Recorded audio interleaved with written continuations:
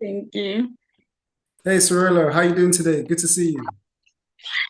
Thank you, Kayo. I'm great. Thanks on yourself. I'm doing fantastic. How's your day been so far? My day has been busy, up and down, but nothing I can't handle. Perfect, And perfect. how was yours?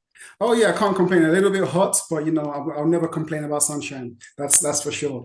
Yeah, so let the viewers know who you are, what you do, and why you do it, Tshwarelo.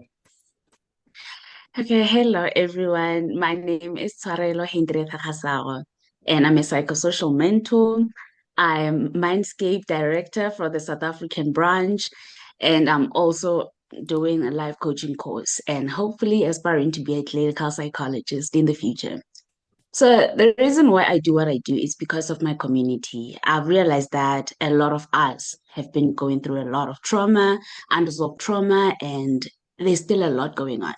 So I just decided one day to say I'm a psychology graduate, I'm unemployed, so I just started going into the community and then started doing the job. So that's how I got where I am today. Excellent, excellent. So you say it's for like your community why you got involved and like to help people with trauma and things like that. But when you look back, like before you actually got involved with what you do, what was the kind of trigger point or your mindset at the time when you decided this is actually what you wanted to do going through forward? Like what was actually going through your mind at that time? What was going through my mind? There was a lot, but mostly was just how a lot of people have been going through a lot alone. There's this sense of people not understanding what they're going through and then their situation, and they just decide to lock it away. So I started seeing a lot of that happening. So that's when I just started, one person at a time. And I realized that I'm enjoying helping people. I really love being amongst the people and finding out how to be there for them. So that's just how it all began. Then one thing led to another. The next thing, here I am with Mindscape, and everything is just, it's still a learning phase, but it's going. It's going. Beautiful, beautiful. Now, a lot of the time when people get involved in something like counseling, they themselves have had to overcome issues in their own personal life in order to be able to help others to not go through the things that they went through. So, with that being said, what would you say your struggles were like with things like maybe trauma or like relationship issues or anything like that that kind of led you to want to help others with the same thing? So growing up, I went through a lot of bullying. I went through a lot of traumatic events that some I can't even go through. But I went through those. I felt like I went through them alone. And there was a point in time where I feel like I can't even trust my own family because I didn't even know how to come out to them and tell them exactly how I'm feeling. And even growing up in the communities that we did, as a child, they would prefer you being more seen than heard. So for me, I felt like I needed to tackle all of those alone until I get to where I am. So really what I went through inspired me to be where I am today and to furtherly proceed with doing what I do. Because I just don't want somebody going through it alone because I know what it did to me and the impact are still there at some point. But for me, it just broke out that traumatic experience, and then for me to just say I don't want somebody going through this alone. I don't want to see somebody actually experiencing this kind of things alone, because it's the reason why we are feeling stuck, is the reason why we don't even know which direction to take in life. So that's just how it got all to be where it is today. For sure, for sure. Now, like when we talk about like our relationship with our families and things like that, like it's a lot easier when we have the support of our family, when there's a close relationship there where we don't feel alone. But in a lot of cases, like in your case as well, you felt like you had to go through these things alone.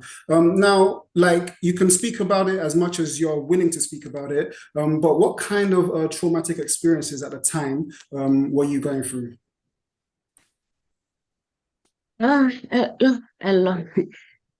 What I was going through, it was more of the bullying side and family not getting along and being involved within it. Because being the kind of a person I am, I was always trying to be the mediator so that people can now understand why are they fighting. So when I had to now be sided, that was actually the most problematic thing. And them taking their battles to be, well, to involve me within them. So that was just one of the things that was difficult, mother side, father side, all those dynamics. They really, and I just wish I could explain to them, honestly, I'm not on anybody's side and I'm not against anyone. I am just here being a child. Can you just allow me to be a child? And having a strict parents, not experiencing certain things, and you feel like you're just missing out a lot. And at the end of the day, you were just having so many unresolved emotions that you just don't even know what to do with them. And when you grow up, that's when you tend to realize I actually experienced so much trauma and I haven't even realized what I've been through. And it just, Lord, it just turns into a lot of everything. But at the same time, you can't even pinpoint exactly what the problems were. So all of that just pinpointed and bargained to be this one big blob of a mess. So it was just like that.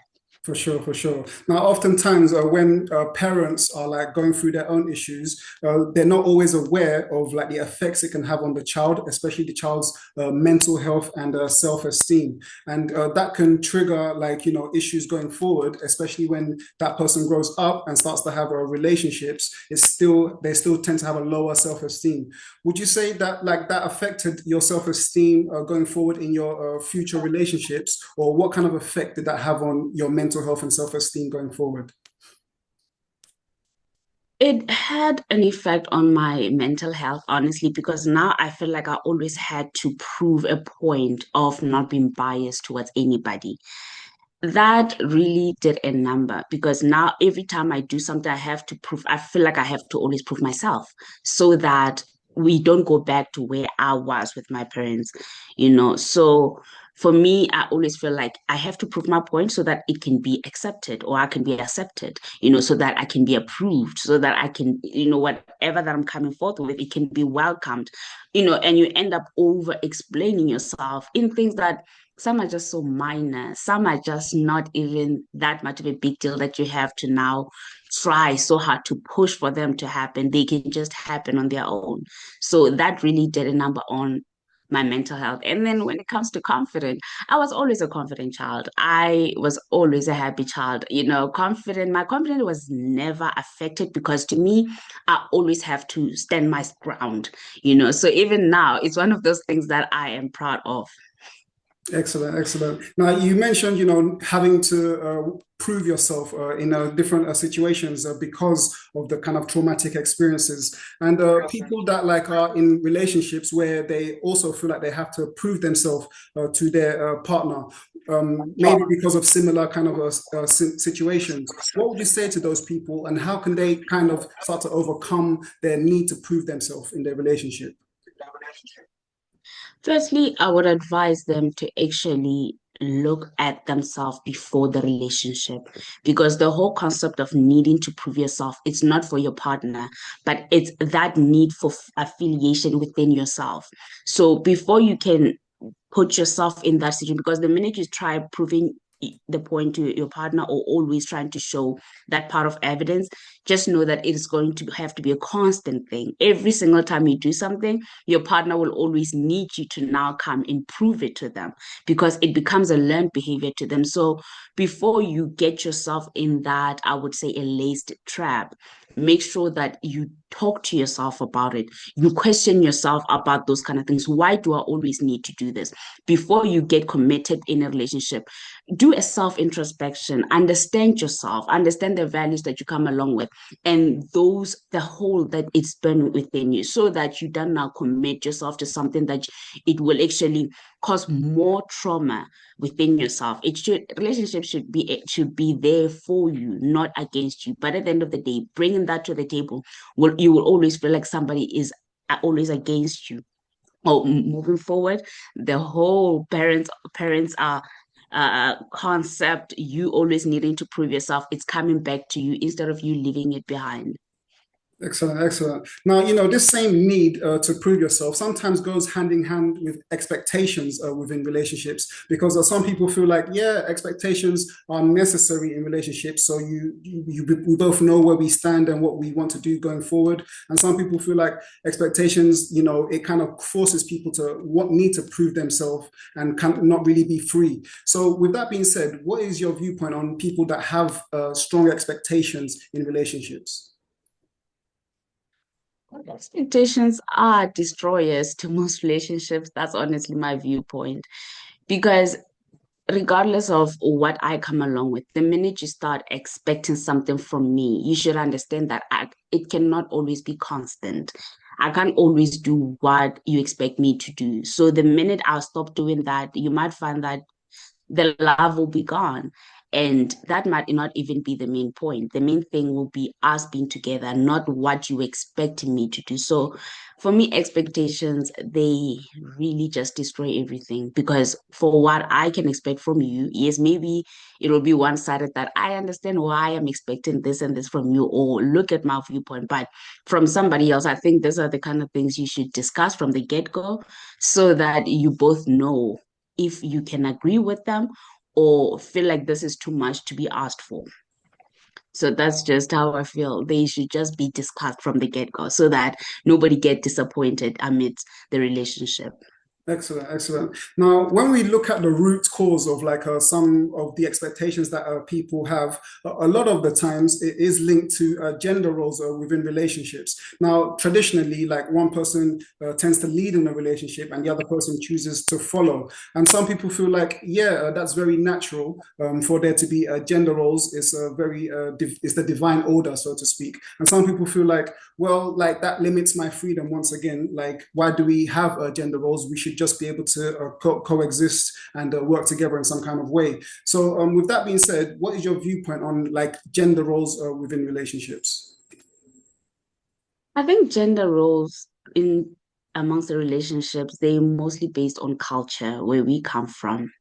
For example, in South Africa, we have different cultures. Some cultures, they will actually allow a woman to do certain things in a relationship. Some, they will not allow a woman to do certain things in relationships. So those roles, they are there for themselves or the comfort of the other culture. So when you come from a different culture, it tends to be a taboo to look at other people's point of view when it comes to the gender role. Because for example, I'm a Pedi person. I'm from the Pedi culture. And when a man now is going to tell me it's a woman's job to cook, it's a woman's job to do this and this and this and that. And you might find that that man is from a Zulu culture. It's normal for men to talk to women like that. It's normal for men to actually enforce certain rules. And to me, I feel like you're abusing me now, because I am not accustomed to do all that, So for me, it's just a cultural perspective. And, I respect all cultures and I understand where we come from, because these are learned behavior. We learned them from our forefathers. But for me, I just think it's something that depends on the culture that you're coming from.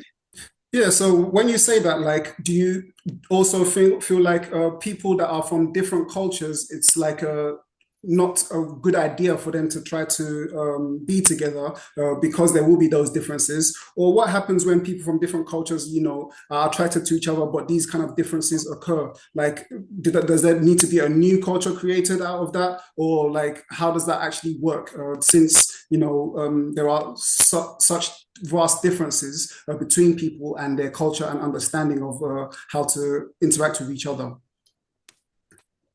I don't think there is anything wrong with culture, people from different cultures getting married. Because remember, even the culture that you learned from your adults. So I believe that coming into a marriage, when you know that somebody is from a different culture, you can actually compromise on certain things, especially when you and your partner are willing to do that, to come together and understand certain things can or cannot be. So it's not a problem. Culture is not a problem. The problem is people enforcing those cultures on you, even if, for example, in the beginning, you actually discussed and you talked about them. But as long when they're getting comfortable now, they think, okay, she agreed to do this or he agreed to do this, then it means that I can just slowly start imposing certain things on them and they will just follow it because we are married now. She can turn back. So there's really not a problem with culture. It's just that we people, we like imposing certain things on others, and that's where the problem begins. Yeah, yeah, for sure, for sure. Now, like a lot of people, like they are in a relationship, like they have a certain understanding of how relationships should be. Most people are used to monogamy, but like we're speaking about, certain cultures are different, and it's not always the same setup. There's also polygamy and other non-monogamous setups. Now, when someone is in a relationship and their partner speaks to them about something like non-monogamy, let's say they're coming from a monogamous background. Do you feel like there is something missing in that relationship for them to want to take it to non-monogamy, or do you feel like there are options for people depending on what they believe in, and that's okay for everybody? Well, I believe it's okay for everybody, because you might be raised from a monogamy relationship with the whole concept of family. But as people, when we grow up, we tend to learn and adapt different concept than what we grew up in. So there's really not a problem. But the problem is actually going to be when you're trying to enforce it on your partner to happen. You can communicate with them, it's fine. And here, if maybe they are up for, I would say, the challenge, and I quote that. But it's not really any problem when you want to explore your options or maybe for that curious because some people are just curious, they just want to be involved with it just to understand or to feel what others are feeling. So there's really not a problem. Well, according to me, there's not a problem as long as you talk about it with your partner and make sure that your partner is on the same boat as you. Yeah, communication is definitely key.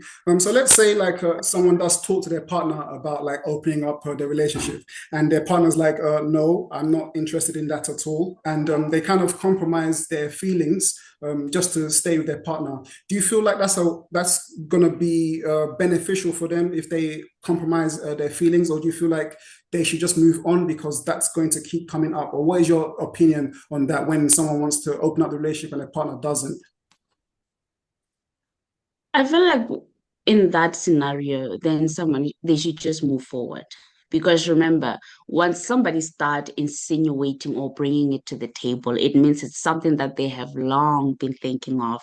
And perhaps if not, they're already practicing on it. They just want to hear from your point of view exactly how do you feel about it. And the minute you are okay with it, they will like, okay, then they'll bring the other partner in. So I feel like if you do not agree with it, you should just move forward. That's for the best because now you will end up forcing yourself to actually engage in it just for the sake of your partner. Now that's compromising your own feelings. And the relationship it's not actually gonna be nice from there on because there will be a lot of things awakening from that. You sacrificing yourself so that your partner can be comfortable.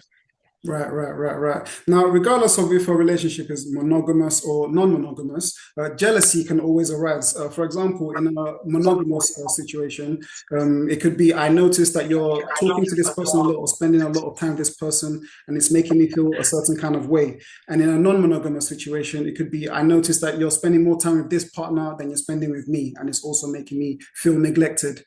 So, like, how can people that are feeling these jealous emotions start to deal with their emotions of jealousy? And how can the person that's been accused of these jealous acts let their partner know that there's nothing to be jealous about? Well, jealousy, it'll always be there, even amongst partners and siblings. It's not something that it's going to be anew when somebody is in a non-monogamy relationship. So for me, I feel like when it comes to that, before you actually even engage yourself in the non-monogamy relationship, you have to now do a self-retrospection to look at yourself. What am I comfortable with? What makes me uncomfortable? And personally, I feel like as a person, if you get to that point of self love, then you will start to see things or understand things differently because you don't now rely on somebody's attention to feel affiliated or to be content.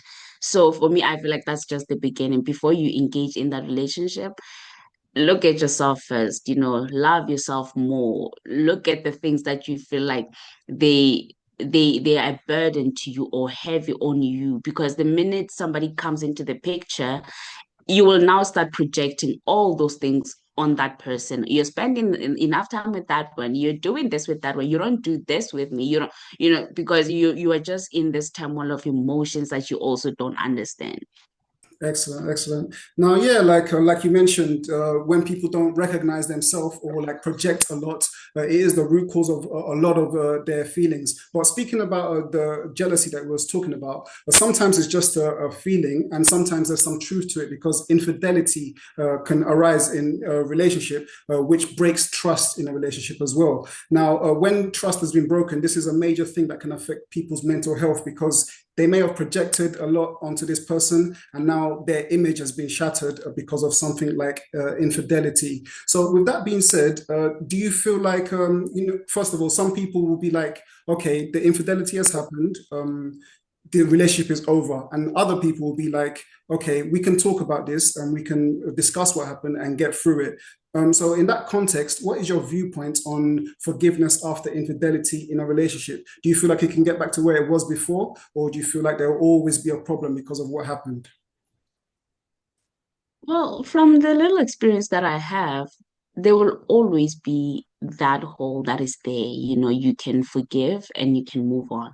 But to a lot of people, there will always be that one thing that you're always observing. Every time your partner start behaving in a particular way, it will always take you back. Some people, they do really forgive. They give the other partner another chance. But the thing is, to be honest, there'll always be that I viewpoint to say, you have done this before. And there's a possibility that whatever that made you do that before, it might come again. So I forgive you, but I'm always going to keep an eye on you. So that is just my viewpoint. There is forgiveness, but there will always be that mistrust that is happening amongst the partners. Yeah, so when you speak And of, say that again, it's given. it's given, It's right? there. We can't get from it. Yeah, so when you speak about that mistrust that would always be there, like, is there a point to living in a relationship that will always have an element of mistrust, or like, is it worth it in your opinion, like, to continue that kind of relationship? Well, personally, I don't think it's worth it. For me personally, if somebody cheats on me, it's over. I don't have that space to now, okay, forgive, go through counseling, do this. I can go counseling through counseling myself, but for a fact that you went out, it means that really whatever that is here, maybe there's something that was not content to you, or maybe there's a problem and you didn't find the necessity for us to fix it, so instead you went out. So to me, it always looks like every time there's something, you will always be going out instead of discussing it with me or sitting down as partners. So for me, there's just no point of coming back from that. If you can do that, then it's time for me to move forward. I'm not for you. All right, all right, all right. Right. So, like when we were speaking about projecting our feelings onto another person, like when we look at brand new relationships, people feel a lot of chemistry. There's a lot of butterflies and they really want to immerse themselves. And sometimes people, project themselves onto the new person that they just met. They really want to connect with this person to the point that they start to lose their sense of self in the process. So, how can someone immerse themselves in a brand new relationship with a brand new person without necessarily losing their sense of self in the process?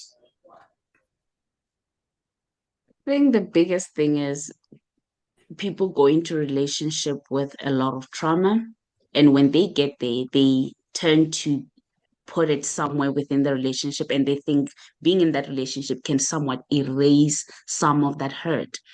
Like they put their whole trust and hope in the relationship, so they feel like when I'm here, I am safe, I am good. They forget that instead of resolving that trauma itself and moving to the relationship. Instead, they take the trauma into the relationship and they expect that relationship to cover it up. So the problem is the minute something happens, the shift of comfort. happens, that's when a lot of things come shuttling down. That's one thing that we don't look at when we get into a relationship. What am I coming along with? What kind of a bag am I carrying coming along with in the relationship? So that is just something that people we don't look at, and that is the root cause of a lot of problems in a relationship. The baggage that we firstly come along with, and we tend to forget about it because now we're at a honeymoon phase. Everything is beautiful, it's colorful, our partners, we're getting along, but we don't tend to look at what will happen when this goes away, because we all know honeymoon phase is just for a short space of time, but the reality will eventually kick in. Right, right. So So that's where the problems usually arise. for sure, for sure. So would you say it comes down to really being whole within yourself before embarking on any kind of a relationship? Yes, that's my perspective. That's how I look at it. Because the problem is with us people, we tend to move from one relationship to another before trying to find ourselves in between, because when you move from one relationship to another, you haven't really sat down with yourself and asked yourself what happened, what went wrong, what did I do for this relationship to go bad? Because even if maybe you are not the cause of the breakup, but somewhere somehow you played a role for the relationship to be where it's at. So for some reason, I feel like giving that say personal space or personal time off from dating after your relationship has just ended, it will do you good. Excellent, excellent. Now, you speak to different people all the time that have been through different traumatic experiences. What would you say was the most common thing that you've noticed that people struggle with, and what is the kind of solution to that issue, in your opinion? A lot of people, they're actually struggling from childhood trauma. A lot of trauma that they carry along, it's something that did not just recently happen. It's something that they've been carrying along with them from childhood. And to mostly, I usually advise people to go for counseling. And there's some situations where you realize that this trauma is not really that bad. We can actually just work it out right then and there. So usually I advise people to practice reparenting, giving yourself that love, that nurture, that care that you wish your parents have given you, and now you're doing it for yourself. But only it works on those that are not really that deep and severe. So the ones that I can now realize, I see that, you know what, these people, they are really deep within it. So I usually transfer them or send them off to counseling. So to mostly reparenting, journaling, write down your emotions, because sometimes it's not that people they cannot get away from that traumatic events. It's just that they want to talk about it. Mostly after they talk about it, they start now realizing that I can actually be okay knowing that this happened to me, and try not to act like it did not happen. Moving away from it and pretend like it didn't happen, because the minute it comes back to you, that's where a lot of them, they actually just collapse into emotions. So there's so many solutions to traumatic events. There's so many solutions to childhood trauma, but usually the minute you start talking to a person, they're now directing you to, okay, where do I want to go? So that's the space where I try to align for them to go and help them through that. Excellent, excellent. Well, Tshwarelo, thank you so much for coming on. Thank you for everything that you shared. It's been a pleasure talking to you. And for the viewers, Tshwarelo is also with us on Mates Coach. So you can find her link to her Mates Coach profile in the description, and also the link to her socials as well. Once again, Tshwarelo, thank you so much for coming on. Any final words before we wrap up? Thank you so much. Final words is be the change you want to see in the world. That Excellent, is all that I can say. Thank excellent, you. fantastic. Thank you so much, Tshwarelo. Thank you. Enjoy.